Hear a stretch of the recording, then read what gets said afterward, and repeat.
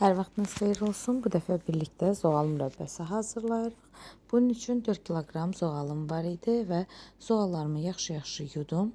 Daha sonra isə bir ləyənin içərisinə 2 stakan su əlavə edirəm və 4 kilo şəkər tozu əlavə edirəm. Yaxşı-yaxşı qarışdırıb və modda dayanmadan qarışdıraraq şəkəri tozunu əridirəm və qaynadıram. Şəkər tozu tam belə aşağı-aşağı qaynamağa başladıqdan sonra isə üzərinə meyvələrimi əlavə edirəm. Qeyd edim ki, mənim zoğalım biraz çox turşu idi. Ona görə də şəkər tozunu 4 kiloqram istifadə etdim.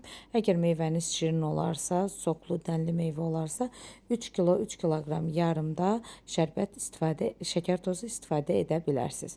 Videoda gördüyünüz şəkildə qaynadıqdan sonra üzərinə meyvələri əlavə etdim və qaşıq vurmuram, kəfkir vurmuram, çünki meyvələrim dağılar. Sadəcə qazanın kənarlarından yelləyərək meyvələrin şərbətə hopmasına köməklik göstərirəm.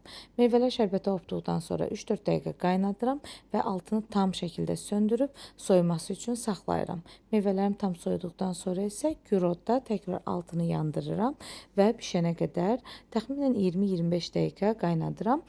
Son halını sizə göstərəcəm, hansı şəkilə qədər qaynamalıdır. Bişən zaman üzərində kəfləri yaranmağa başlayır və bu kəfləri də yığırıq.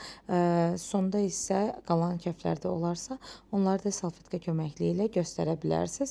Bu videoda onu etməsəm də, digər videolarımda, mürəbbə videolarımda göstərmişəm.